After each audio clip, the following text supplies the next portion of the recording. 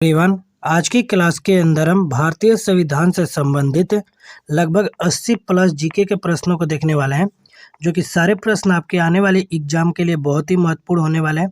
इसलिए आप सभी प्रश्नों को अच्छे से देखिएगा और साथ में हमारा जो वीआईपी एग्जाम वाईटी चैनल है, इसको आप सब्सक्राइब कर लीजिएगा। स्टार्ट करते हैं हम पहले प्रश्न से। यहाँ पर प्रश्न पूछा है कि संविधान सभा की प्रथम बैठक जो था वह कब हुआ था। तो संविधान सभा की प्रथम मीटिंग जो है 9 दिसंबर 1946 ईस्वी को हुआ है। तो यहाँ पर इसको आप याद कर लीजिएगा।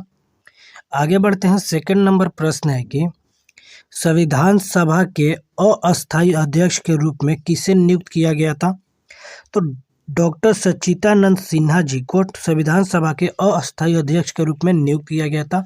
बट यहाँ पर एक और प्रश्न आता है, अस्थायी अध्यक्ष के रूप में किसको नियुक्त करा गया था। तो डॉक्टर राजेंद्र प्रसाद को। तो यहाँ पर आप दोनों को याद कर लीजिएगा, क्योंकि दोनों में से कोई भी प्रश्न एग्जाम के अंदर आ सकते हैं। आगे बढ़ते हैं। यहाँ पर 3 नंबर हमारा प्रश्न है कि प्रारूप समिति के अध्यक्ष कौन थे। तो भीमराव अंबेडकर जी जो है वो प्रारूप समिति के अध्यक्ष थे। ठीक है।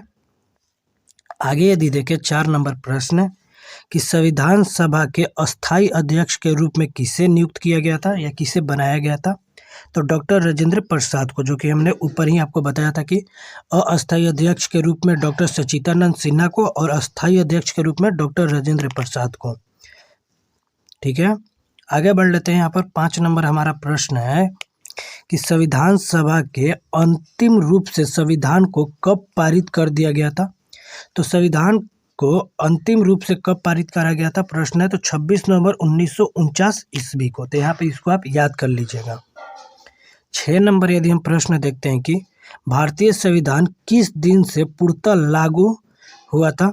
तो जो हमारा इंडिया का संविधान है ना, वह पूर्णतः 26 जनवरी 1950 ईस्वी को लागू हुआ था। तो यहाँ पर इसको आप याद कर लीजिएगा, क्योंकि ये प्रश्न एग्जाम के अंदर आ सकते हैं, क्योंकि ये VVI प्रश्न है। आगे यदि हम देखें 7 नंबर प्रश्न कि भारत कब गणतंत्र बना। तो जो इंडिया है वो 26 जनवरी 1950 ईस्वी को गणतंत्र बना था। तो यहाँ पर आप इसको याद कर लीजिएगा। 8 नंबर हमारा प्रश्न है कि भारतीय संविधान के किस भाग को उसकी आत्मा की संज्ञा दी जाती है। तो भारतीय संविधान के अंदर जो प्रस्तावना है ना, प्रस्तावना को भारतीय संविधान की आत्मा कहा जाता है, यानी भारतीय संविधान की आत्मा की संज्ञा दी जाती है प्रस्तावना को। तो यहाँ पर इसको आप याद कर लीजिएगा। 9 नंबर हम प्रश्न देखते हैं, जो कि हमारा प्रश्न दिया है कि संविधान सभा के राष्ट्रगान को कब स्वीकारा गया था। तो 26 जनवरी 1950 ईस्वी ने संविधान सभा ने राष्ट्रीय गान को स्वीकारा था। ठीक है। आगे बढ़ लेते हैं। यहाँ पर 10 नंबर हमारा प्रश्न पूछा है कि भारतीय नागरिकों को प्राप्त मूल अधिकारों की संख्या कितनी है। तो जो भारत के नागरिक हैं उनको प्राप्त मूल अधिकारों की जो टोटल संख्या है वो 60 है, यानी ऑप्शन नंबर सी जो होगा 7 यहाँ पर आपका सही हो जाएगा। तो इसको आप याद कर लीजिएगा। आगे यदि बढ़े 11 नंबर प्रश्न कि संपत्ति के अधिकार को किस संविधान संशोधन के द्वारा हटा दिया गया है। तो भारत के संविधान के अंदर जो संपत्ति का अधिकार था ना, उसे 44वें संविधान संशोधन के द्वारा हटा दिया गया था। तो यहाँ पर इसको आप याद कर लीजिएगा, क्योंकि यह प्रश्न VVI प्रश्न है, एग्जाम के अंदर पूछे जा सकते हैं। 12 नंबर प्रश्न है कि बलवंत राय मेहता समिति का गठन किया गया था। तो पंचायती राज व्यवस्था से बलवंत राय मेहता जो समिति है इसका गठन करा गया था। यहाँ पर 13 नंबर प्रश्न देखते हैं कि किस अनुच्छेद के द्वारा 6 से 14 वर्ष तक के बच्चों के लिए शिक्षा का अधिकार जो है ना वो मूल अधिकार माना गया है। तो अनुच्छेद 21 के ए के अंतर्गत जो 6 से लेकर 14 वर्ष तक के बच्चे हैं उनको शिक्षा देने का अधिकार या मूल अधिकार माना गया है हमारे संविधान के अंदर। तो यहाँ पर इसको आप याद कर लीजिएगा, क्योंकि यह प्रश्न एग्जाम के अंदर आ सकते हैं। 14 नंबर प्रश्न है हमारा कि लोक कल्याणकारी राज्य की अवधारणा किसमें निहित है। तो राज्य की नीति के निर्देशक तत्वों के अंदर लोक कल्याणकारी राज्य की अवधारणा जो है वह निहित है। तो यहाँ पर आप इसको याद करिएगा। आगे देखते हैं 15 नंबर हमारा प्रश्न है कि संविधान का अनुच्छेद जो 40 है ना वह राज्यों को निर्देश देता है, यानी जो अनुच्छेद 40 है वह राज्यों को क्या निर्देश देता है। तो ग्राम पंचायतों का गठन करें, यह अनुच्छेद 40 निर्देश देता है राज्य सरकार को। 16 नंबर प्रश्न है कि संविधान में मूल कर्तव्यों को शामिल करने की प्रेरणा जो है वो किस देश के संविधान से लिया गया है? तो रूस के संविधान से लिया गया है कि संविधान के अंदर जो मूल कर्तव्य है उनको शामिल करा जाए। ठीक है। 17 नंबर यहाँ पर प्रश्न पूछा है कि संविधान में मूल कर्तव्यों की कुल संख्या कितनी है? तो संविधान के अंदर टोटल मूल कर्तव्यों की संख्या 11 है। तो यहाँ पर ऑप्शन नंबर बी जो होगा ना 11 आपका सही हो जाएगा। तो इसको याद कर लीजिएगा। 18 नंबर प्रश्न है कि संविधान में मूल कर्तव्यों को किस समिति की अनुशंसा के आधार पर शामिल किया गया था? तो स्वर्ण सिंह जो समिति है ना, इसके अनुशंसा के आधार पर इसको शामिल करा गया था मूल कर्तव्यों को। 19 नंबर यदि प्रश्न देखें कि भारतीय संघ की शक्ति किसमें निहित है? तो राष्ट्रपति में निहित है भारतीय संघ की जो शक्ति होती है। तो यहाँ पर इसको आप याद करिएगा। 20 नंबर हमारा प्रश्न है कि राष्ट्रपति के निर्वाचन मंडल में शामिल है। तो राष्ट्रपति के जो निर्वाचन मंडल के अंदर शामिल है वह संसद के दोनों सदनों के निर्वाचन सदस्य एवं राज्य की विधानसभा और निर्वाचन जो सदस्य होते हैं वो शामिल होते हैं। तो यहाँ पर ऑप्शन नंबर सी जो होगा हमारा सही होने वाला है। 21 नंबर प्रश्न पूछा है कि राष्ट्रपति के कार्यकाल की अवधि होती है। तो राष्ट्रपति का जो कार्यकाल का अवधि होता है 5 वर्षों का होता है। तो यहाँ पर आप याद कर लीजिएगा कि राष्ट्रपति का जो अवधि होता है कार्यकाल का वो 5 वर्षों का होता है। आगे यदि देखें 22 नंबर प्रश्न की राष्ट्रपति पद के चुनाव के लिए कौन सी विधि अपनाई जाती है? यानी राष्ट्रपति की चुनाव कैसे किया जाता है ये आपको बताना है।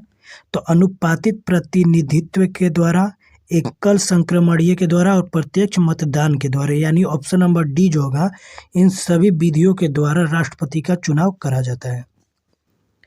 23 नंबर यहाँ पर प्रश्न है कि निर्विरोध चुने जाने वाले राष्ट्रपति कौन है? तो नीलम संजीव रेड्डी जी जो है ना वह निर्विरोध चुने गए राष्ट्रपति थे। आगे यहाँ पर 24 नंबर प्रश्न है कि राष्ट्रपति पर महाभियोग का आरोप संसद के किस सदन द्वारा लगाया जा सकता है? तो संसद के किसी सदन द्वारा यह आरोप जो है ना वह लगाया जा सकता है राष्ट्रपति के ऊपर महाभियोग का।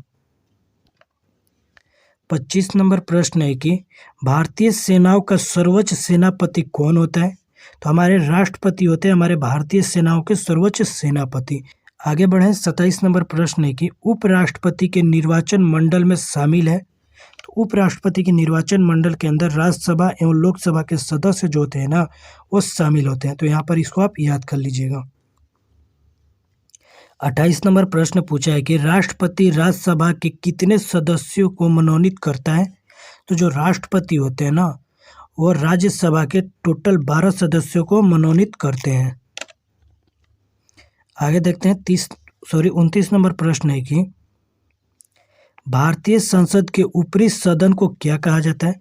तो राज्यसभा कहा जाता है। भारतीय संसद का जो ऊपरी सदन होता है उसे राज्यसभा बोला जाता है।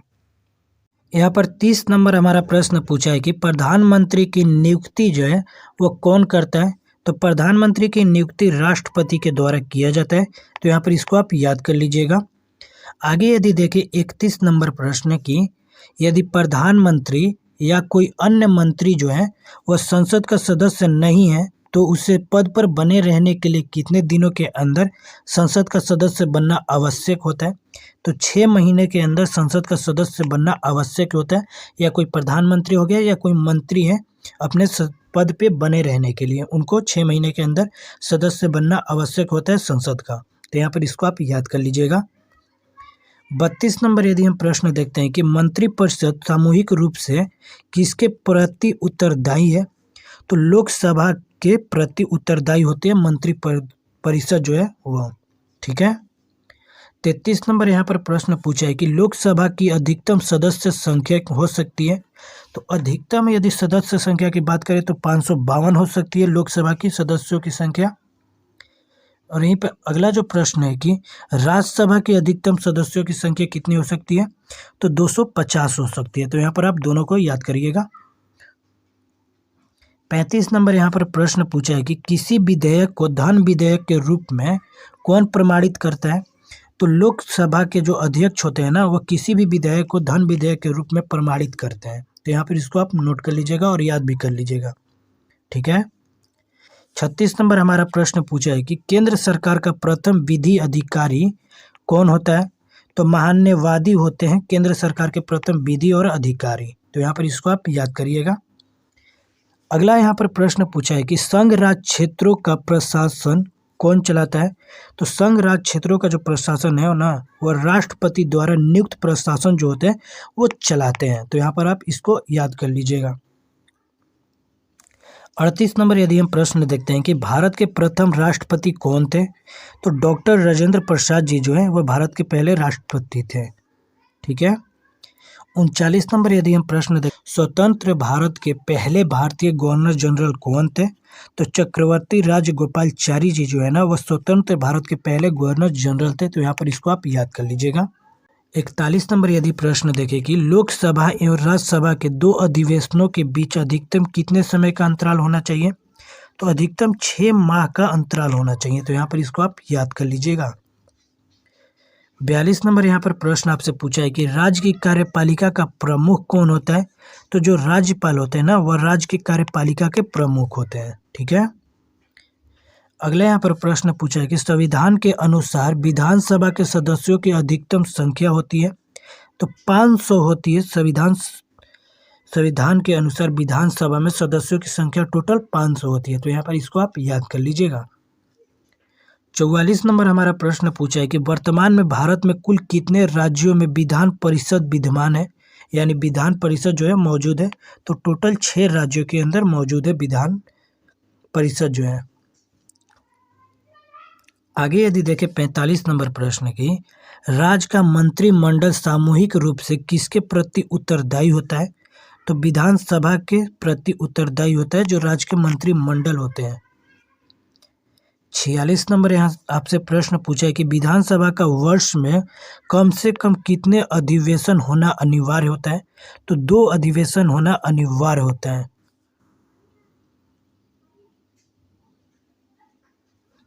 आगे यदि प्रश्न देखें कि किस राज्य में विधानसभा सदस्यों की संख्या सर्वाधिक है?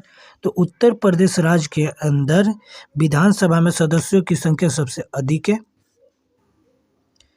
यहाँ पर अगला जो हमारा प्रश्न पूछा है कि जम्मू कश्मीर राज्य को किस अनुच्छेद के अंतर्गत विशेष राज्य का दर्जा प्राप्त था?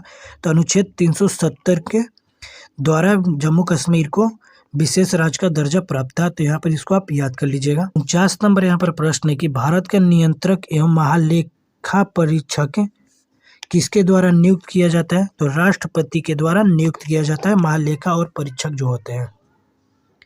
50 नंबर यहाँ पर प्रश्न आपसे पूछा है कि भारत का उच्चतम न्यायालय कहाँ अवस्थित है, यानी कहाँ पर स्थित है? तो नई दिल्ली के अंदर स्थित है। 51 नंबर आपसे प्रश्न पूछा है कि भारत के सर्वोच्च न्यायालय में न्यायाधीशों की कुल संख्या कितनी है? तो टोटल 34 होती है भारत के सर्वोच्च न्यायालय के अंदर न्यायाधीशों की टोटल संख्या, ठीक है। आगे बढ़ते हैं। 52 नंबर यहाँ पर प्रश्न पूछा है कि सर्वोच्च न्यायालय के प्रमुख न्यायाधीशों की नियुक्ति कौन करता है? तो राष्ट्रपति के द्वारा सर्वोच्च न्यायालय के न्यायाधीश जो होते हैं उनकी नियुक्ति की जाती है। आगे यहाँ पर देखें प्रश्न कि उच्चतम न्यायालय के न्यायाधीशों का कार्यकाल है। तो उच्चतम न्यायालय के जो न्यायाधीश होते हैं उनके कार्यकाल यानी 65 वर्ष की आयु पूरी होने तक वह अपने पद पे बने रहेंगे। रिटायरमेंट उनका 65 वर्ष के बाद हो जाता है। 54 नंबर यदि प्रश्न देखें कि सर्वोच्च न्यायालय के प्रथम मुख्य न्यायाधीश हैं, तो हीरालाल जे कानिया जी जो है ना, वो सर्वोच्च न्यायालय के प्रथम मुख्य न्यायाधीश थे। तो यहाँ पर इसको आप याद कर लीजिएगा। 55 नंबर यहाँ पर प्रश्न पूछा है कि वर्तमान में भारत में उच्च न्यायालयों की संख्या टोटल कितनी है? तो अभी प्रेजेंट के अंदर भारत के अंदर उच्च न्यायालयों की जो संख्या है वो 21 है। तो यहाँ पर इसको आप याद कर लीजिएगा, क्योंकि एग्जाम के अंदर इसी प्रकार के प्रश्न आपके पूछे जाएंगे। और संविधान से तो 2-3 प्रश्न एग्जाम के अंदर आराम से पूछे जाते हैं, इसीलिए आप संविधान जो टॉपिक है इसका सभी वीडियो आप अच्छे से देखिए। 56 नंबर हमारा प्रश्न है कि उच्च न्यायालय के मुख्य न्यायाधीश की नियुक्ति कौन करता है? तो राष्ट्रपति करते हैं। उच्च न्यायालय के जो मुख्य न्यायाधीश होते हैं उनकी नियुक्ति। अगला यदि प्रश्न देखा जाए कि किस उच्च न्यायालय की आधिकारिकता सर्वाधिक क्षेत्रों पर है? तो गुवाहाटी जो उच्च न्यायालय है ना, इसका जो आधिकारिकता है वो सर्वाधिक क्षेत्रों पर है। अगला यदि प्रश्न देखें 59 नंबर की, किस उच्च न्यायालय में सर्वाधिक संख्या में न्यायाधीश कार्यरत हैं? तो इलाहाबाद जो उच्च न्यायालय है ना, उसके अंदर सबसे अधिक न्यायाधीश कार्यरत हैं। ठीक है। 60 नंबर यहाँ पर प्रश्न है कि संविधान के किस अनुच्छेद के द्वारा राष्ट्रपति को सर्वोच्च न्यायालय के परामर्श मांगने का अधिकार प्राप्त है? तो अनुच्छेद 143 के अंतर्गत जो राष्ट्रपति को सर्वोच्च न्यायालय के परामर्श मांगने का अधिकार प्रदान करता है। तो यहाँ पर इसको प्रश्न पूछा है कि राष्ट्रपति राष्ट्रीय आपातकाल की घोषणा किन स्थितियों में कर सकते हैं? तो जो राष्ट्रपति होते हैं ना, वह युद्ध के दौरान राष्ट्रपति आपातकाल की घोषणा कर देंगे, बाहरी आक्रमण के दौरान भी, सशस्त्र विरोधों के कारण भी, यानी इनमें से सभी ऑप्शन जो होगा डी यहाँ पर आपका सही हो जाएगा कि इन स्थितियों के कारण जो राष्ट्रपति है वो आपातकाल लगा सकते हैं। ठीक है। आगे बढ़ते हैं। यहाँ पर प्रश्न आपसे पूछा 63 नंबर की, भारत में अब तक कितनी बार राष्ट्रीय आपात की घोषणा की जा चुकी है? तो भारत के अंदर अब तक 3 बार राष्ट्रीय आपात की घोषणा की जा चुकी है। 64 नंबर प्रश्न है कि भारत में राष्ट्रपति किस अनुच्छेद के अंतर्गत भारत के राष्ट्रपति किस अनुच्छेद के अंतर्गत भारत में राष्ट्रीय आपात की घोषणा कर सकते हैं? तो अनुच्छेद 352 के अंतर्गत वो राष्ट्रीय आपात की घोषणा कर सकते हैं राष्ट्रपति हमारे। 65 नंबर प्रश्न है कि संविधान के किस अनुच्छेद के आधार पर राज्यों में संवैधानिक तंत्र की विफलता पर राष्ट्रीय शासन लगाया जा सकता है? तो अनुच्छेद 356 के अंतर्गत लगाया जा सकता है। 66 नंबर यहाँ पर प्रश्न है कि राज्यों में राष्ट्रपति शासन की अधिकतम अवधि कितनी होती है? तो 3 वर्षों की होती है राज्यों में राष्ट्रपति शासन का अधिकतम अवधि। अगला यहाँ पर आपसे प्रश्न पूछा है कि संविधान के किस अनुच्छेद के आधार पर देश में वित्तीय आपात की घोषणा की जा सकती है? तो अनुच्छेद 360 के अंतर्गत देश के अंदर वित्तीय आपात की घोषणा की जा सकती है। अगला यहाँ पर आपसे प्रश्न पूछा है कि संसद द्वारा अनुमोदन के बाद किसी राज्य में राष्ट्रपति शासन एक बार में कितनी समय तक के लिए लागू किया जा सकता है? तो 6 महीने तक के लिए लागू किया जा सकता है। तो यहाँ पर इसको आप याद कर लीजिएगा। अगला यहाँ आपसे प्रश्न पूछा है कि राज्यों में राष्ट्रपति शासन लगाने की स्थिति में कितने दिनों के अंदर उसकी संसद में स्वीकृति आवश्यक है? तो 60 दिनों के अंदर संसद के अंदर स्वीकृति आवश्यक है। तो यहाँ पर आप इसको याद कर लीजिए। 70 नंबर यहाँ पर प्रश्न है कि दल बदल से संबंधित कानून जो है उसका उल्लेख किस अनुसूची में किया गया है? तो 10वीं अनुसूची के अंदर किया गया है। दल बदल जो कानून है उसका उल्लेख है। 71 नंबर प्रश्न है कि संविधान द्वारा कितनी भाषाओं की मान्यता प्रदान की गई है? तो संविधान के द्वारा टोटल 25 भाषाओं का मान्यता प्रदान की गई है। तो यहाँ पर इसको आप याद कर लीजिएगा। 72 नंबर प्रश्न है कि 73वां संविधान संशोधन संबंधित है? तो पंचायती राज्य से संबंधित है जो 73वां संविधान संशोधन है वो। ठीक है। यहाँ पर 73 नंबर प्रश्न है कि वित्त आयोग के गठन का प्रावधान किस अनुच्छेद में है?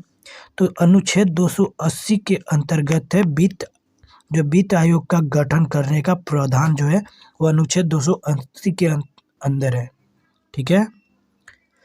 यहाँ पर 74 नंबर हमारा प्रश्न है कि योजना आयोग का पदेन अध्यक्ष कौन होता है? तो प्रधानमंत्री होते हैं योजना आयोग जो है उसका पदेन अध्यक्ष।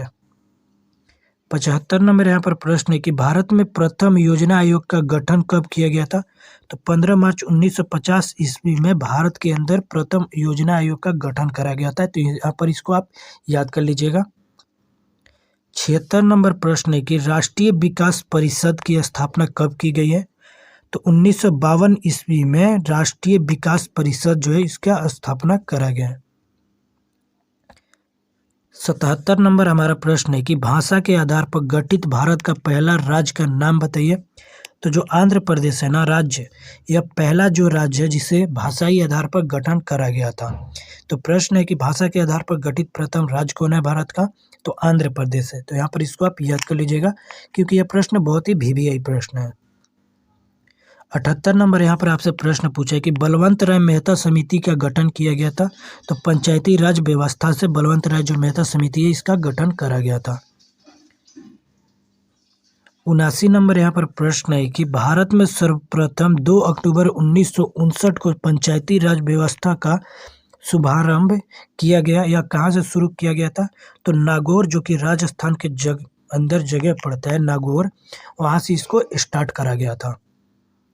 80 नंबर यदि हम प्रश्न देखते हैं कि स्वतंत्र भारत में प्रथम निर्वाचन आयुक्त कौन थे? तो सुकुमार सेन जी जो है ना वो स्वतंत्र भारत के प्रथम निर्वाचन आयुक्त थे। तो यहाँ पर इसको आप याद कर लीजिएगा क्योंकि इस प्रकार के प्रश्न एग्जाम के अंदर पूछे जाएंगे। 81 नंबर यदि प्रश्न देखें कि पहले वित्त आयोग का गठन 1951 में किया गया था, इसके अध्यक्ष कौन थे? तो केसी नियोगी जो है ना इसके अध्यक्ष थे पहले। यदि हम 82 नंबर प्रश्न देखते हैं कि पंचायतों के चुनाव हेतु निर्णय लेने का अधिकार किसे प्राप्त है? तो चुनाव आयोग को प्राप्त होता है। ठीक है, आगे यदि देखें 83 नंबर प्रश्न की सरकारिया आयोग का संबंध है। तो सरकारिया जो आयोग है ना उसे केंद्र राज्य संबंधों से इनका संबंध होता है। तो यहाँ पर इसको आप याद कर लीजिएगा। यहाँ पर लास्ट प्रश्न हमारा पूछा है कि 84 नंबर संसद द्वारा देश में सूचना पाने का अधिकार जो है वो संबंधी विधेयक कब पारित किया जाता है? तो यह जून 2005 में इसको पारित किया गया था। तो ऐसे ही और भी important GK GS current affair के लिए आप हमारे VIP एग्जाम YT चैनल के साथ जुड़ जाइए और साथ ही में जाइए ओपन करिए हमारे चैनल पर बहुत सारे इंपॉर्टेंट टॉपिकों से रिलेटेड जो वीडियो अपलोड किया जाता है। तो देखिए वहाँ से अच्छे से आपका एग्जाम की तैयारी हो जाएगा, जो कि बार बार एग्जाम के अंदर क्वेश्चन पूछे जाते हैं प्रीवियस ईयर के, उस टाइप के भी प्रश्न हमारे चैनल के ऊपर वीडियो बना के अपलोड किया गया है। तो जाइए देखिए, वीडियो पसंद आया तो वीडियो को लाइक करिएगा, साथ में चैनल को हमारे सब्सक्राइब भी कर लीजिएगा।